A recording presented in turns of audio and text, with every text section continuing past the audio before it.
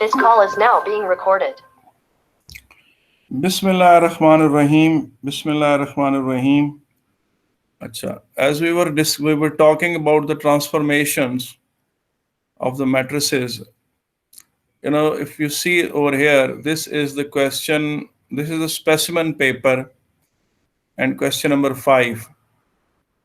It's a very simple question. Find the value of K for which the matrix A is singular.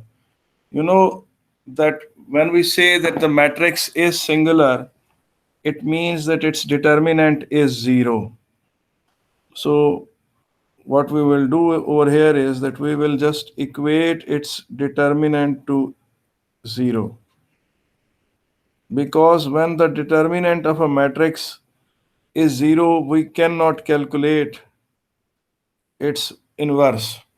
And when we cannot calculate its inverse, we say that the matrix is non-invertible, or its inverse does not exist.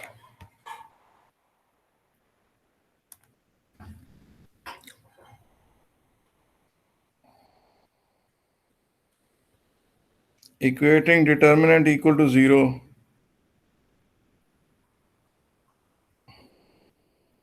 And K is equal to 20/3.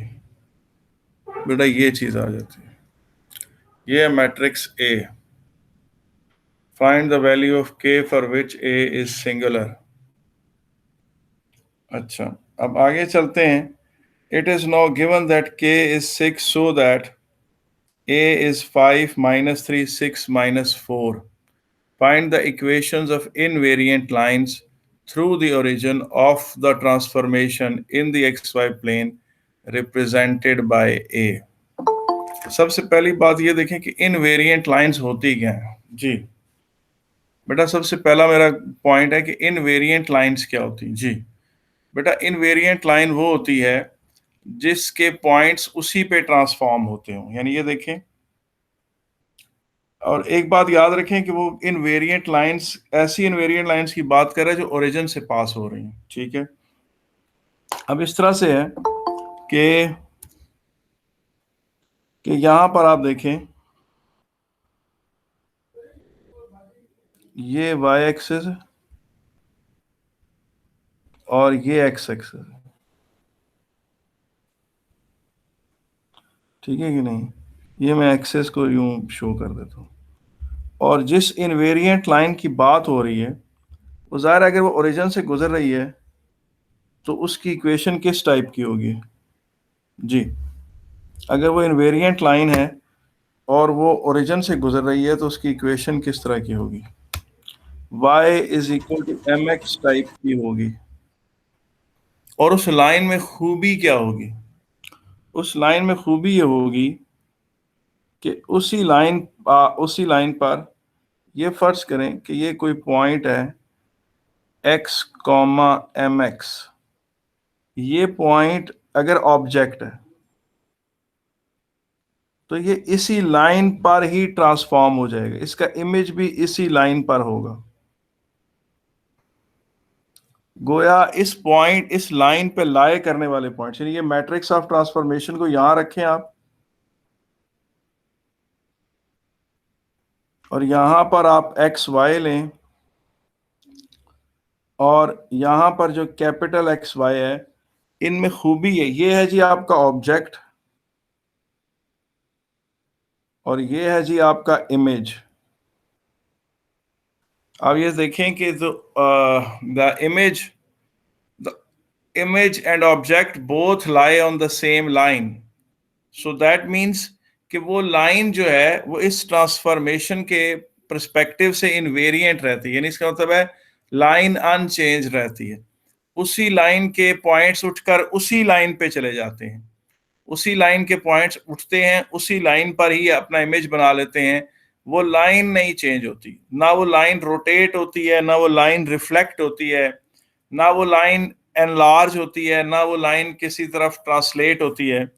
वो line अपनी जगह खड़ी है origin पे.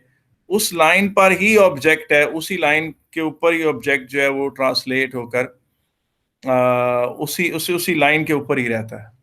इसका मतलब ये है कि तब वो इनवेरिएंट लाइंस बनती। मुझे बताएं इसके अलावा अगर किसी ने कोई क्वेश्चन पूछना है तो मैं हाजिर हूं जी।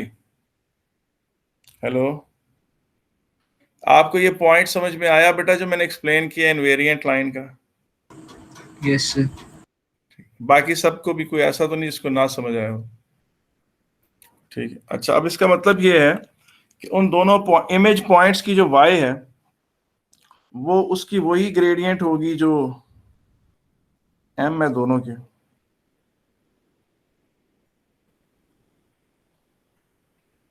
ये देखिए, यहां से ऑब्जेक्ट और इमेज को थोड़ा सा हटा दें, इसको स्मॉल ये लिख देते हैं ताकि वेरिएबल्स जितने कम से कम हो। अगर मुझे कैपिट m की वैल्यू मिल जाए, ग्रेडियंट की वैल्यू मिल जाए, तो मुझे वो लाइन पता चल जाएगी। अगर मुझे ग्रेडियंट की वैल्यू मिल जाए तो मुझे वो लाइन पता चल जाएगी। तो आए हम देखते हैं कि वो कौन सी लाइन है।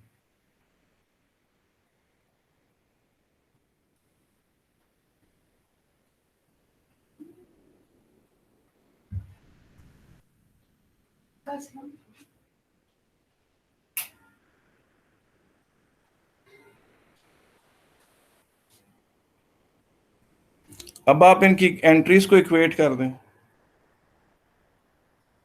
एंट्रीज को इक्वेट करें तो आपके पास ये आ जाता है।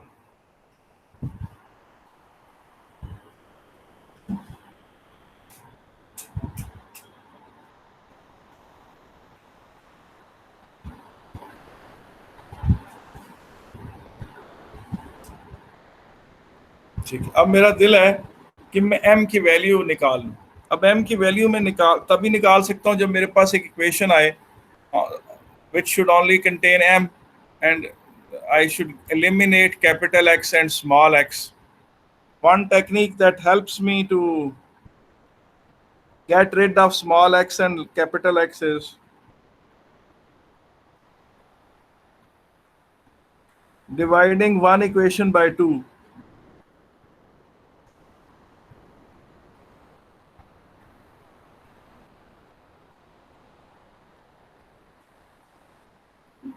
Dividing equation 1 by 2.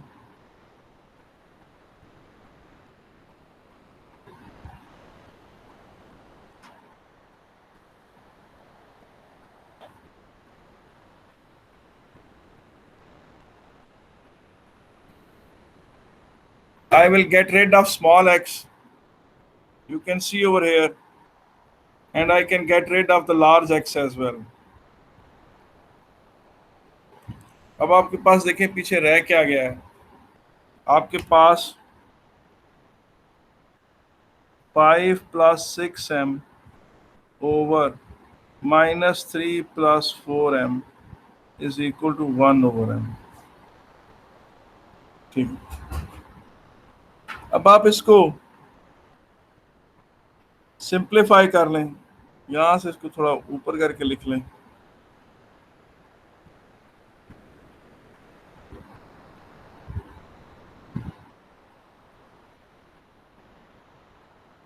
जी, यहां लिख लें, इसके साथ क्रॉस मल्टीप्लाई कर लें।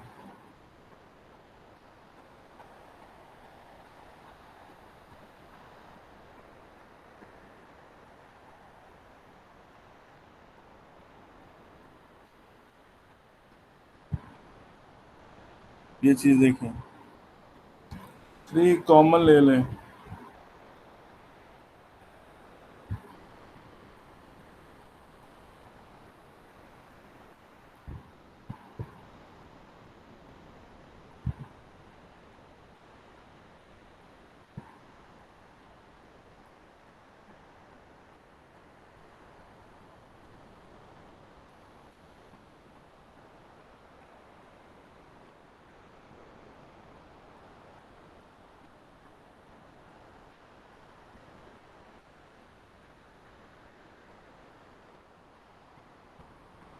ये देखिए मेरे पास ग्रेडियंट की 2 वैल्यूज आ गई।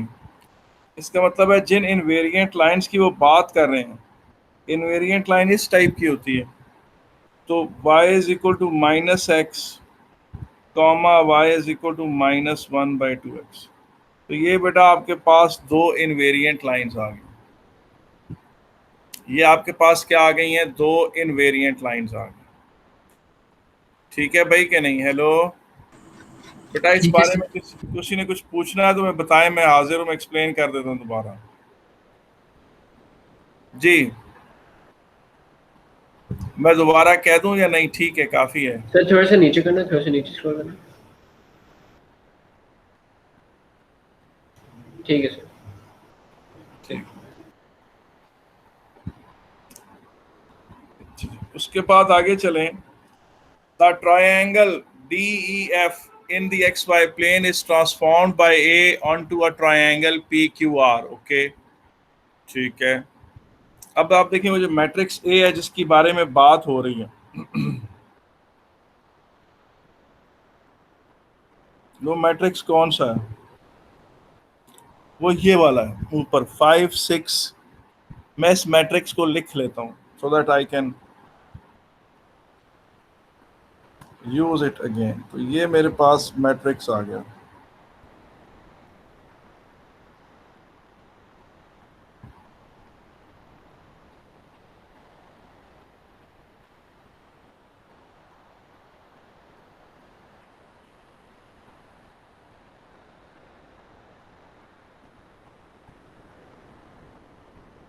ये मैट्रिक्स मेरे पास ए आ गया। The triangle DEF in the XY plane is transformed by matrix A onto a triangle PQR। ठीक है कि नहीं है? अच्छा जी, ये फर्ज करें इस तरह करके कोई ट्रायंगल है DEF और इसका एरिया है 10 और इसको आपने ट्रांसफॉर्म कर दिया है ट्रायंगल किस में? PQR। यानी आप फर्ज करें कि आपके पास यहाँ पर D के कोऑर्डिनेट्स होते हैं यहाँ पर, और यहाँ पर F के कोऑर्डिनेट्स होते हैं, और यहाँ E के कोऑर्डिनेट्स होते हैं। और मैट्रिक्स मल्टीप्लिकेशन के बाद जो आपको यहाँ कोऑर्डिनेट्स मिलने थे वो ज़ाहिर है D के कॉरस्पॉन्डिंग पॉइंट होना था P, और E के कॉरस्पॉन्डिंग पॉइंट होना था Q, और F के कॉरस्पॉन्डिंग पॉइंट होना था R, Q। अच्छा, अब आपको ये बात पता है कि आप जानते हैं अपने नॉलेज से कि एरिया ऑफ द इमेज, इसकी डिटर्मिनेंट की वैल्यू क्या है बेटा? यहाँ से पहले निकालें डिटर्मिनेंट की वैल्यू क्या है। -2 + 18 -2, और इसका मैग्नीट्यूड क्या है? डिटर्मिनेंट का मैग्नीट्यूड क्या है? 2 खाली। यानी अगर आप इसके नेगेटिव साइन को थोड़ी देर के लिए इग्नोर कर दें तो आपको पता है area of image over area of object is equal to the magnitude of determinant without the sign। उसका नेगेटिव साइन इग्नोर करके, तो यहाँ पर पुट करें वो 2 आ गया। Area of the object 2x वो है 10 है, तो एरिया ऑफ इमेज क्या होगा? एरिया ऑफ इमेज जो है वो 20 होगा। Area of triangle, area of triangle PQR जो है, area of the triangle PQR जो है वो 20। Area of the triangle PQR जो है वो क्या है? 20। अच्छा, अब आगे वो ये चीज देखें कि find the matrix which transforms triangle PQR to DEF। अगर DEF को PQR पर ले जाने वाला मैट्रिक्स A है तो वहां से इसे वापस लाने वाला मैट्रिक्स क्या होगा? A इनवर्स होगा। यानी इसका मतलब ये है कि अगर A के साथ आप DEF के कोऑर्डिनेट्स यहाँ लिखते हैं और तो वो मल्टीप्लाई होकर PQR पे चला जाता है यूं करके, तो यही काम आप इस तरह से कर सकते हैं कि ट्रायंगल PQR के कोऑर्डिनेट्स यहाँ लिखें, उनके x और y, और यहाँ A इनवर्स लिखें, तो वो उसको उठाकर DEF के कोऑर्डिनेट्स बना देगा। अब आपको पता है इसका मतलब ये है कि वो मैट्रिक्स जो ट्रायंगल PQR को वापस ले आएगा वो A इनवर्स है। अगर आपके पास A की वैल्यू पता है आपको, मैट्रिक्स ए आपको पता है कि वो है 5 6 -3 -4 है, तो इसका जो वो है इनवर्स है वो क्या होगा? बड़ा आसान सा फार्मूला है, आपको याद भी होगा। 1/-20 + 18 -4 5 3 -6, तो ये बनता कितना है? 2 3 -3/2 -5/2। ये इस हवाले से किसी ने कोई क्वेश्चन पूछना हो तो मैं हाजिर हूँ जी। हेलो बेटा, इस हवाले से किसी ने कोई क्वेश्चन पूछना हो तो मैं हाजिर हूँ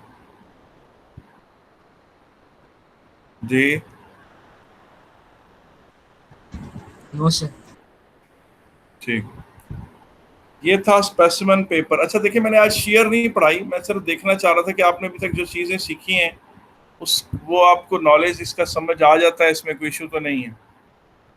अच्छा, अब आगे चलें। ये आपके सिलेबस का पहला पेपर था, जब पेपर आपको था 2020 में चेंज हुआ था। यहाँ से स्पेसिमेन से निकले,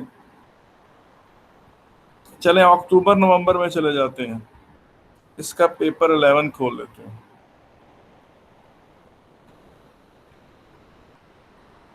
ये देखिए, ये एक मजे का सवाल है, थोड़ा डिफरेंट है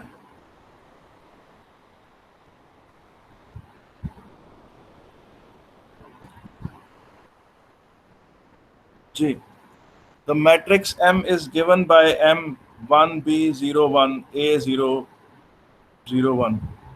The matrix M represents a sequence of two geometrical transformations.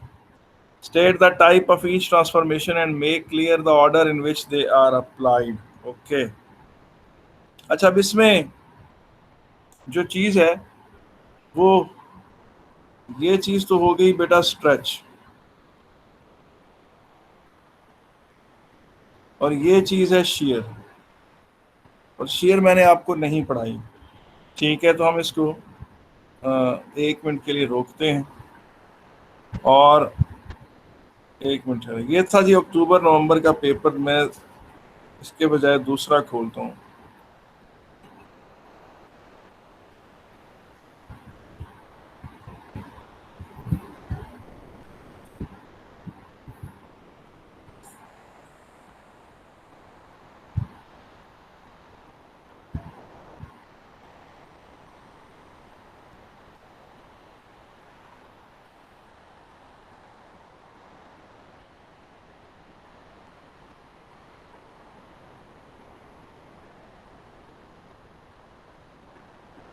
जी, ये जरा थोड़ा आसान, ये आपने पढ़ा हुआ है जी।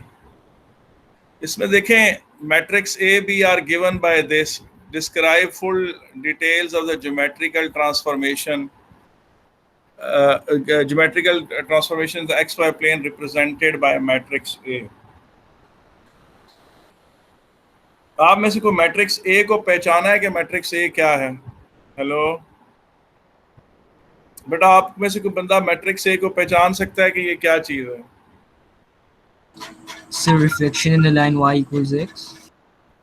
जी बिल्कुल, आप सही पहचाने इसको। ये है reflection in line y is equal to x।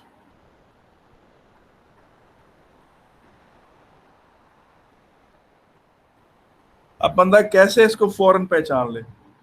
बंदा ये चीज देखे कि ये चीज 1 0 की फाइनल पोजीशन है और ये चीज 0 1 की फाइनल पोजीशन है। एक चीज 1 0 की फाइनल पोजीशन है और एक चीज 0 1 की फाइनल पोजीशन है। तो बंदे को पता चलेगा कि जो 1 0 है, 1 0 जो है वो यहां से उठकर इस तरफ को जा रहा है 0 1 पे, और 0 1 उठ के वहां से किस पर आ रहा है? वो 1 0 पर आ रहा है। तो 1 0 जो है वो उठ के 0 1 पे जा रहा है और 1 0 जो है वो उठ के 0 1 पर आ रहा है। इसका मतलब है कि ये तभी मुमकिन है जब आप you're reflecting things in the line y is equal to x। तो ये पहचानने की बात है, रिकग्नाइज करने की बात है, इसका कोई प्रोसीजर नहीं है। आपने इसको लिखना है it is a reflection. Matrix A represents reflection in a line y is equal to x. Give full details of the geometrical transformation in xy plane represented by B. अगर आप देखें तो B जो है वो रोटेशन है. आपने इससे मिलते जुलते क्वेश्चंस किए हैं. तो B क्या है? B बेसिकली एक रोटेशन है. अब ये कौन सी रोटेशन है? आपको पता है कि 1-0 की ये फाइनल पोजीशन होती है.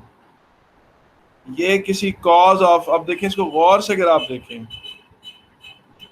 तो ये 1/2 और √3/2 में कन्वर्ट हो रही है. और आपको पता है कि 0-1 की ये पोजीशन होती है. ये -1/2 √3 में कन्वर्ट हो रहा है और यहाँ 1/2 √रूट में कन्वर्ट. अगर मैं इसको बहुत ही गौर से देखूं तो मुझे ये cos of 60, sin of 60 और माइनस sin of 60 और cos of 60 में कन्वर्ट होता नजर आ रहा है. ये 60 डिग्री. भला कैसे मेरे जहन में ये चीज आई कि देखें मैं आपके सामने, अब आप अगर जहन में रखेंगे ना कि आई जे के जाते किधर है, उससे आपको आइडिया हो जाएगा.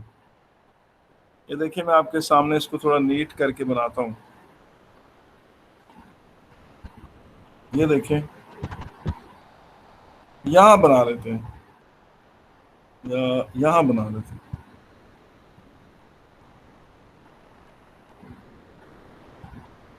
अब यहां पर एक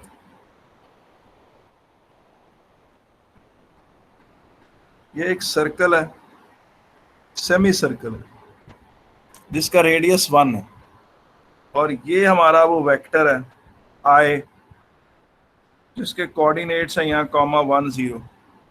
अब यहाँ से आपने इसको रोटेट कर दिया anti clockwise about origin 60 degree. इस पॉइंट के जो कोऑर्डिनेट्स हैं वो बनेंगे cos of 60, sin of 60. ठीक है कि नहीं? और उसके बाद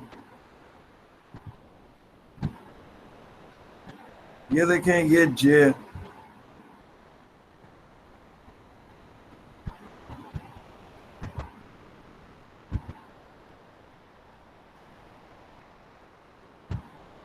ये यूं इस तरह से आ गया. तो ये एंगल यहां से 60 डिग्री आ गया. ये point minus sine of 60 cos of 60. ये यहाँ से आप इस ट्रायंगल के थ्रू देख सकते हैं आराम से. ये सर्कल ऑफ यूनिट वो radius.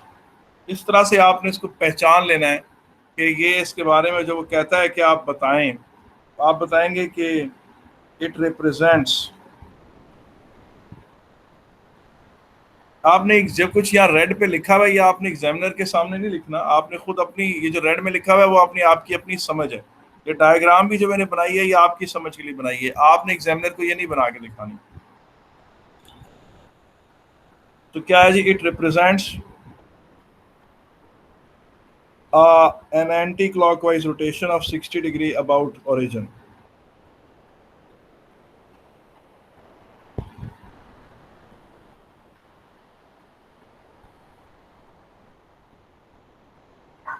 It represents anti-clockwise rotation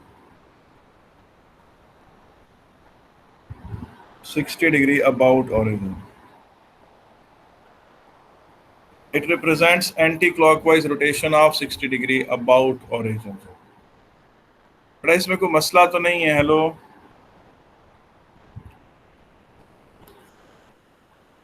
ji,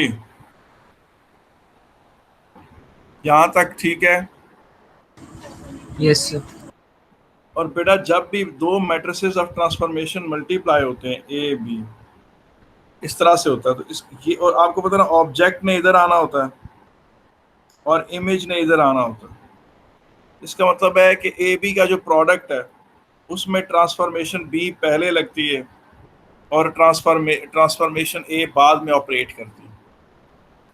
The matrix, the triangle DEF in the XY plane is transformed by AB onto the triangle PQR. Show that the triangles have same area. ठीक, अब देखें AB का जो matrix है वो यहाँ रखें और यहाँ पर आप ट्रायंगल DEF के कोऑर्डिनेट्स लिख दें यहाँ पर, ठीक है कि नहीं। और वहां से वो इमेज किस जो है वो PQR में ट्रांसफर हो जाता है और ए बी मिलकर ऐसा करते हैं। तो और वो कहता है कि इसका एरिया और इसका एरिया सेम है। तो ये तभी मुमकिन है कि ए बी के प्रोडक्ट का डिटर्मिनेंट 1, ए बी के प्रोडक्ट का डिटर्मिनेंट 1। तो यहाँ देखिए आपके सामने ये ए और बी हैं, आप इन्हें मल्टीप्लाई करें। हम उधर नीचे नहीं मल्टीप्लाई करते, यहीं कर लेते हैं।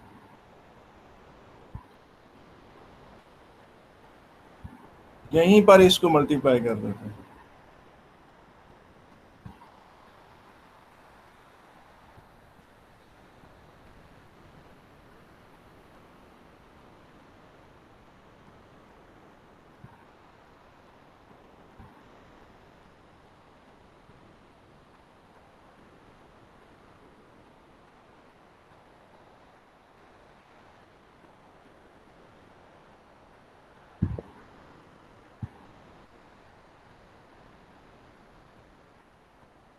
ये चीज आ गई। और अब आप इसका डिटर्मिनेंट निकालें तो आप देखेंगे कि इसका डिटर्मिनेंट 3/4 -1/4 -3 -1/4 -4/4 यानी कि 1 -1, जिसका डिटर्मिनेंट मैग्नीट्यूड के पर्सपेक्टिव से देखें तो उसका मैग्नीट्यूड ऑफ द डिटर्मिनेंट 1, इसका मतलब है वो एरिया को अनचेंज रहता है। इसके हवाले से किसी ने कोई क्वेश्चन पूछना हो तो मुझे बताइए। जी बेटा, हेलो। No, sir.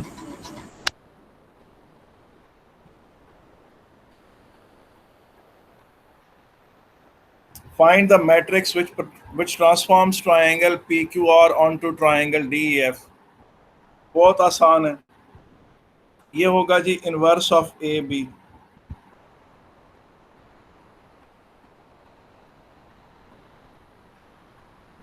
ए बी का इनवर्स निकालना पड़ेगा आपको, जिसे आप ए बी -1 से रिप्रेजेंट कर सकते हैं।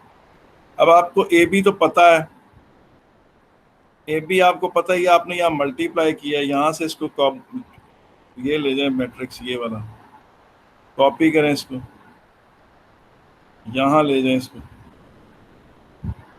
यहाँ पेस्ट कर दें। ये मैट्रिक्स कौन सा है? ये ए बी है, ए बी का प्रोडक्ट। इसका ए बी का इनवर्स क्या आएगा?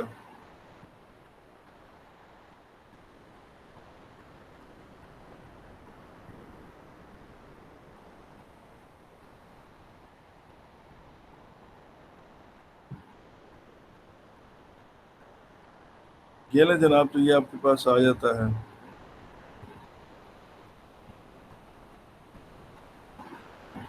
ये ले जनाब, ये A B inverse. Find the equations of invariant lines through the origin of the transformation in XY plane represented by the matrix A B. Find the equation of invariant lines through the origin of the transformation in XY plane represented by A B. G. Find the equations of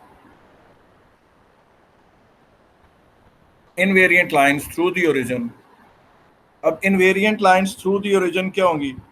y = mx होगा, और A B के साथ जब उसका product लेंगे तो उस line में खूबी क्या होगी? उस लाइन पे से कोई पॉइंट पिक करेंगे, वो पॉइंट उसी लाइन पे रहेगा, उसी लाइन पे ही आ जाएगा उसका इमेज भी। इसका मतलब है लाइन अनचेंज रहेगी, लाइन अपना वो जो मामला है वो अनचेंज रखेगी, यूं, ठीक है। अब आप देखें उसको, उसका मेथड हमने वैसे पहले किया हुआ है, दोबारा कर देते हैं। अंडर 3/2 1/2 1/2 -1/2 √3। यहां पर आप x y लिखें और ये उठकर किस में चला जाता है, कैपिटल X कैपिटल Y में, ठीक है कि नहीं, कैपिटल X और कैपिटल Y। अब इसको मल्टीप्लाई करते हैं, ठीक है कि नहीं, अब इसको मल्टीप्लाई करते हैं तो क्या बनेगा, क्या ये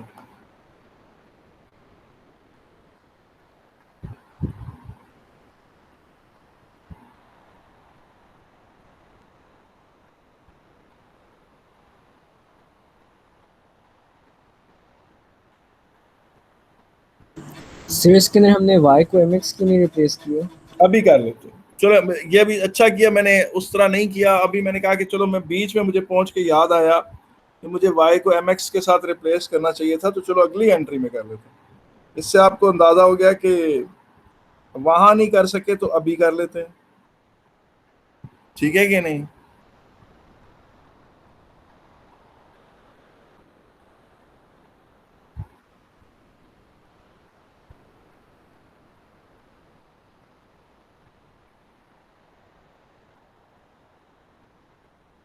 इसका जो y है उसको mx कर दें और कैपिटल M को भी कैपिटल mx कर दें।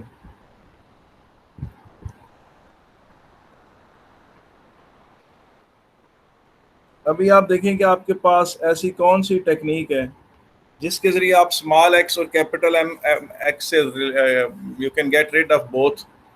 You can divide one equation by other, and this will help you to get rid of both variables, small x and capital X.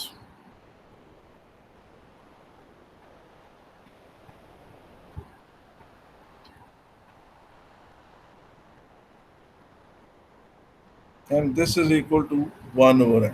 And upon simplification, it becomes under root 3 plus m over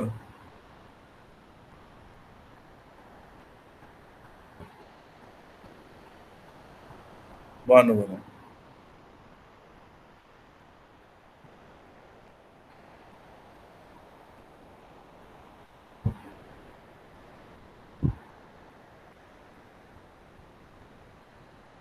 ये चीज आ गई, इसको simplify करें,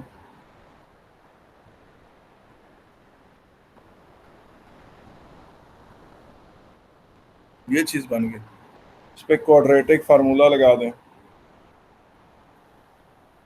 और keep on checking that I may not making any mistake. देखें मैं कहीं पीछे से कोई गलती करता तो नहीं आ रहा हूँ।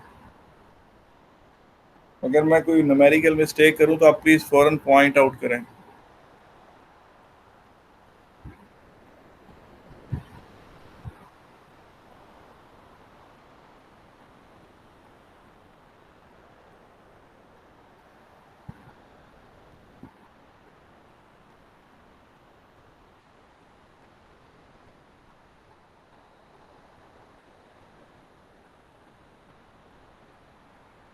आपके पास y is equal to √3 + 2x एक इक्वेशन आ गई और y is equal to √3 - 2x दूसरी इक्वेशन। यूं आपके पास इनवेरिएंट लाइंस आ गई। ये QP12 है जनाब। बेटा इसके हवाले से कोई बात पूछनी तो नहीं है, चेक कर लें हमने कोई गलती तो नहीं की है। मार्किंग स्कीम इसकी खोल लेते हैं जी। जी मार्किंग स्कीम ऑफ 12 जी।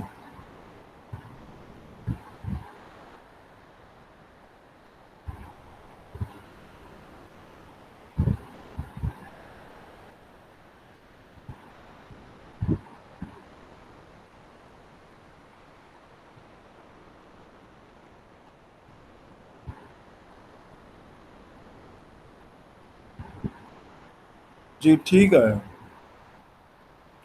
ठीक है भाई, क्या नहीं, हेलो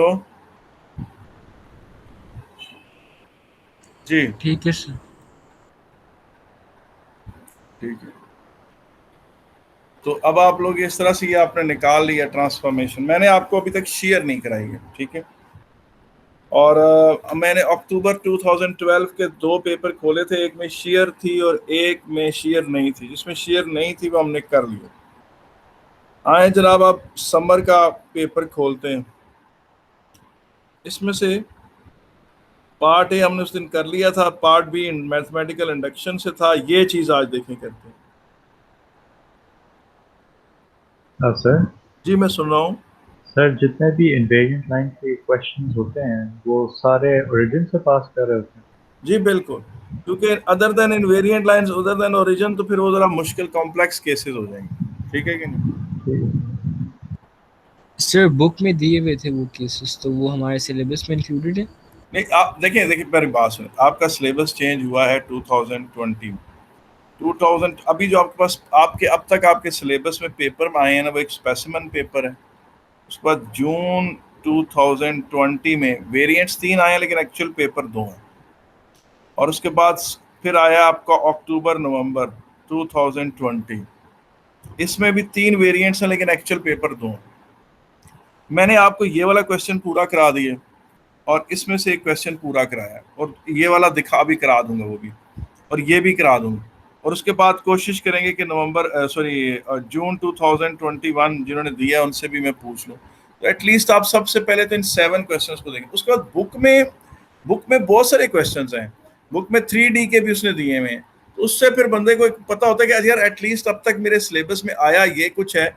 और सिलेबस में अगर आप पढ़ें तो 2x2 की ही ट्रांसफॉर्मेशन है। आए देखें, ये आपके सामने मैं सिलेबस भी इधर ही फोल्डर में मौजूद है। ये देखें, जो ये है ना आपका लीनियर अलजेब्रा, इसी में ये देखें, ये आपके पास चैप्टर जो है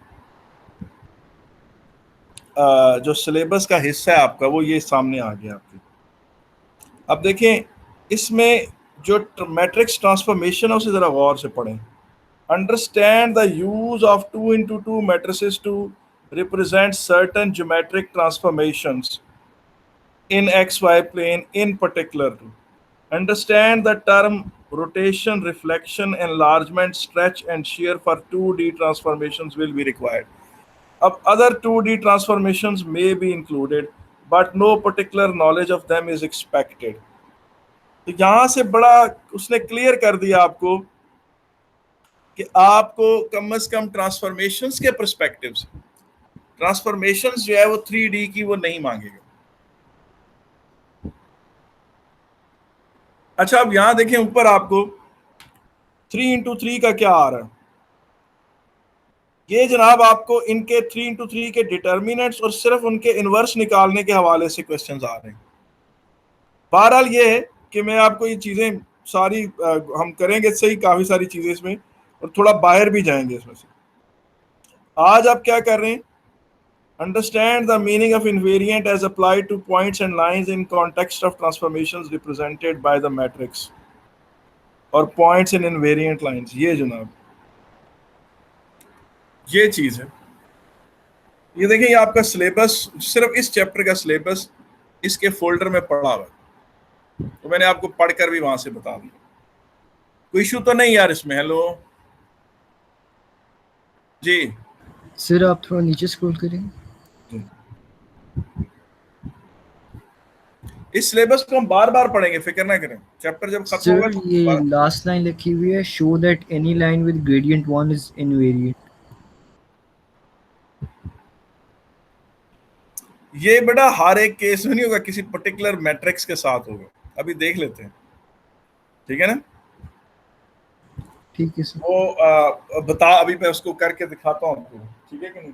पहले क्वेश्चंस कर लेते हैं।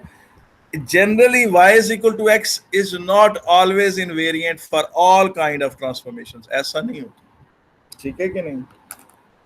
आप कहते हैं तो मैं उसका प्रूफ भी आपको दे देता हूँ। वो किसी पर्टिकुलर मैट्रिक्स के पर्सपेक्टिव से हो सकता है, ठीक है। पहले जरा ये तो कर लेना। अच्छा जी, ये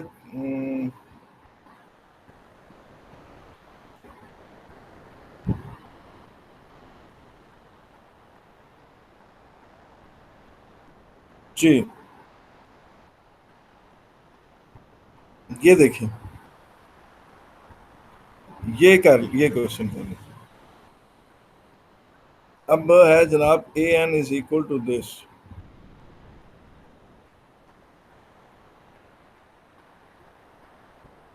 इसका जो सेकंड पार्ट है ना वो किसी दूसरे चैप्टर से उसका तल्लुक बन रहा है।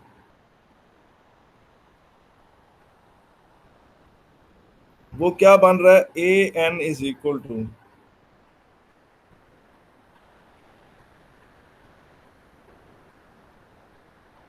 यहां पर क्या है, 2n-1 0 1 0। बेटा देखिए, इसका जो पार्ट बी है ना, इसका तल्लुक एक दूसरे चैप्टर से है, और वो है मैथमेटिकल इंडक्शन। वो हमने अभी तक किया ही नहीं है, उसको हाथ भी नहीं लगाया, ठीक है कि नहीं?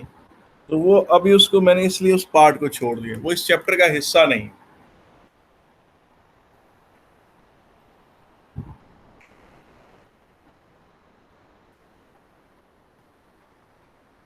अच्छा जी, इधर आ जाए जनाब। The line y is equal to 2x is invariant under the transformation represented by a and b where b is this, find the value of this। अच्छा, आप देखें बेटा, अभी जो अपने सवाल किया मैं उसका जवाब भी चले आपको भी इधर ही दे देता हूँ। ये देखें, कोई लाइन कभी भी बेटा पक्की पक्की इनवेरिएंट कभी भी नहीं होती। मिसाल के तौर पर अभी बात उन्होंने सिलेबस में क्या लिखा था, line y is equal to x, ये है line y is equal to x। इस पे पॉइंट्स कौन कौन से हैं, 1 1 2 2 3 3, ठीक है कि नहीं? अब आप एक काम करें, आप ऐसा करें कि ये आपके पास मैट्रिक्स आ गया 0,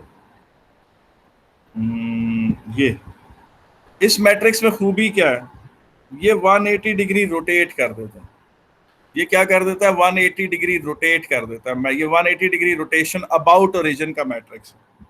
अब ये वाला पॉइंट यहाँ रखें 1 1, ये पॉइंट यहाँ रखें 2 2, और ये पॉइंट रखें 3 3 यहाँ। अब जब आप इन्हें मल्टीप्लाई करेंगे तो ये आ रहे हैं, ये जो इस तरह से आ रहे हैं। अब इन्हें आप प्लॉट करें तो ये तो यहाँ चले गए हैं, इस लाइन के सारे पॉइंट्स उठ के यहाँ चले गए हैं। तो ये लाइन इनवेरिएंट तो ना हुई under the rotation of 180 degree about origin. तो पता चला कि line y is equal to x permanently invariant line नहीं है, वो किसी मैट्रिक्स के पर्सपेक्टिव से इनवेरिएंट होगी। मिसाल के तौर पे वो देखें, वो जो सिलेबस हम पढ़ लेते हैं, सिलेबस को दोबारा आप देखें, वापस जाके देखें। आप किधर है वो,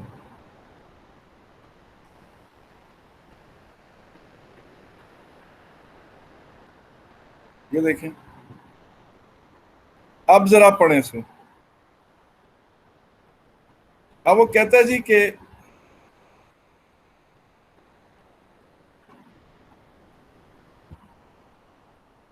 अच्छा, अब वो कहता है show that any line with gradient 1 is invariant. ये बेटा सिर्फ इस पर्टिकुलर मैट्रिक्स के पर्सपेक्टिव से होगा, हर मैट्रिक्स के पर्सपेक्टिव से ऐसा नहीं। मिसाल के तौर पे हम कहते हैं जी कि देखें, ये 4 2 है, -1 है, 1 है, और इसमें आप ऐसा कर लें x स्मॉल x, और यहाँ ले लें आप mx, और यहाँ ले लें कैपिटल M, यहाँ ले लें कैपिटल MX, इस तरह ले लें, मल्टीप्लाई करें, आप देखें क्या आता है, 4 - m x is equal to capital X, 2 + m x is equal to capital MX। अब डिवाइड करें इनको,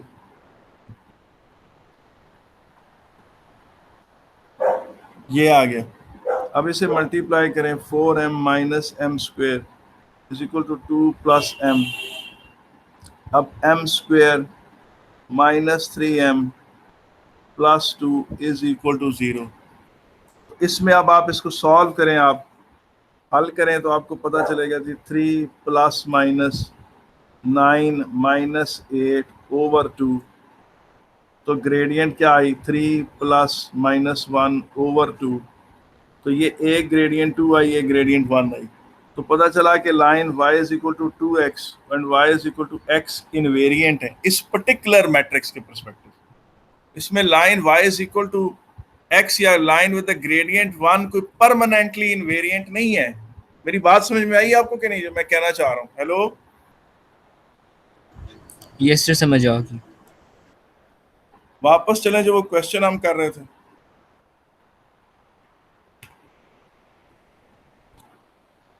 किधर है वो क्वेश्चन जनाब?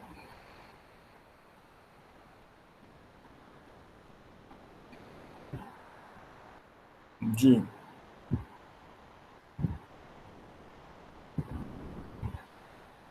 जी,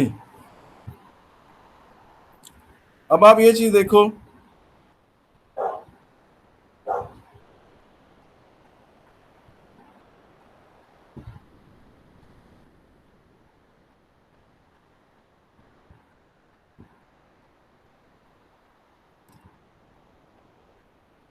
अब पहले आप ए एंड बी को लिखें तो सही ना। ये आपके पास ए एंड बी, ए आपके पास क्या है?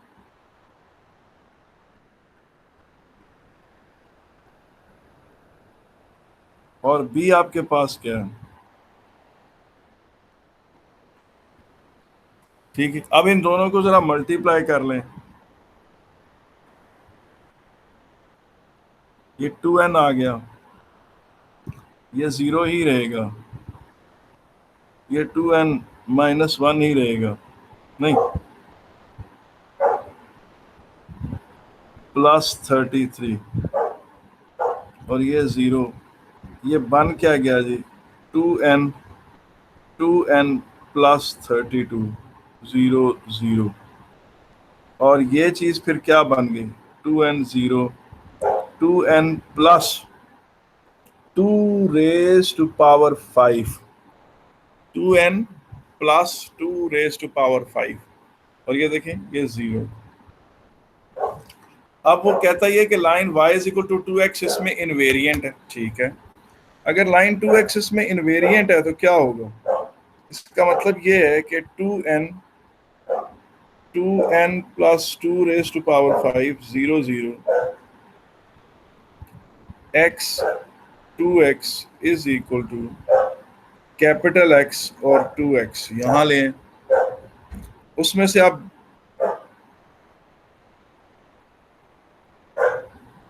मल्टीप्लाई करें, क्या आता है?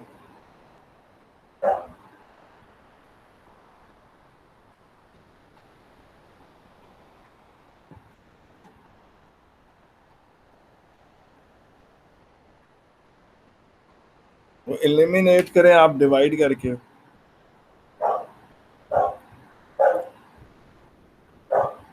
ये चीज आ गई।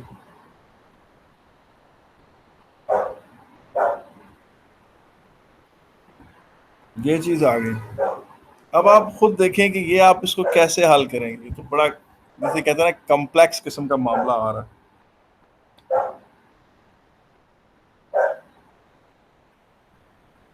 जी, ये देखें,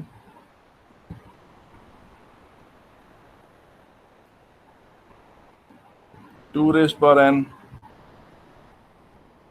और पावर को कंपेयर करें, 2n is equal to 2 raise पर 5। n किसके बराबर आ रहा है?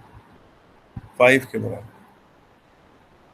इस तरह से बेटा आप पावर्स को आप कंपेयर कर सकते हैं और यूं आप n की वैल्यू वर्कआउट कर सकते हैं। मुझे बताएं, इसके हवाले से कोई इशू तो नहीं है? हेलो जी, नो जी सर, बेटा, हाँ सर नहीं है इशू। चलो ठीक सर है। एक मिनट वैसे फिर से समझा दें, जी जी जी, एक मिनट सर फिर से समझा दें। ये जो आपने 2 power n plus 1 equal to 2n plus 2 power 5 के बाद जो की, हाँ ठीक है मुझे सर? पहले आपको ये जो ए बी का प्रोडक्ट है ये समझ आया कि नहीं? ये जी जो जी सर, ये तो आ गया। और ये देखिए, ये पूरी चीज जो यहाँ नजर आ रही है आपको, ये ए बी है। ये चीज पूरी क्या है जो पर्पल में कन्वर्ट हो रही है, ये ए बी। और चूंकि उसने कहा कि line y is equal to 2x है जो इनवेरिएंट है, इसी पर कोई पॉइंट x, 2x हो वो उठकर इसी के ऊपर चला जाता है कैपिटल X, 2x पे। तो ये यार ऑब्जेक्ट हो गया और ये यार इमेज हो गई। अब जब मैंने इनको मल्टीप्लाई किया तो मेरे पास कुछ इस तरह की सूरत हाल है। ये देखें,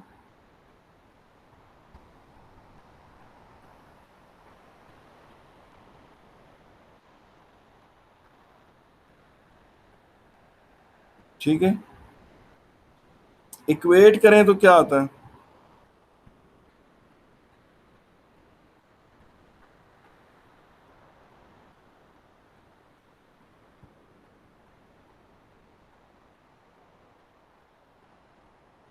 या इसको सिंप्लीफाई करें तो ये क्या आता है,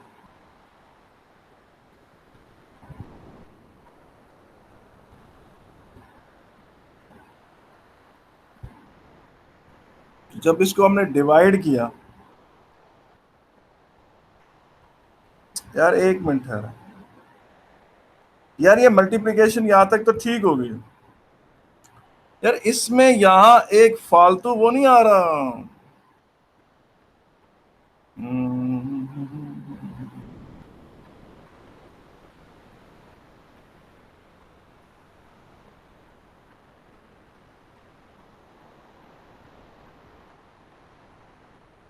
ये देखें, ये इससे मल्टीप्लाई हुआ, ये चीज आ गई और ये कैपिटल 2x आ गया। इसको इसके बाद इक्वेट करें आप इसको साथ, नहीं नहीं सॉरी मैंने पहले ठीक किया। हाँ ठीक, ठीक है ठीक। अच्छा जी, यार मुझे बताएं यहाँ तक ठीक है कि नहीं। हेलो जी सर। ये जो मैंने मैंने ये देखिए, मैं आपके सामने ये बता दूं, ये पर्पल में एंट्री होगी आफ्टर प्रोडक्ट, और ये देखिए, और अब आप इन्हें इक्वेट कर रहे हैं, ठीक है कि नहीं।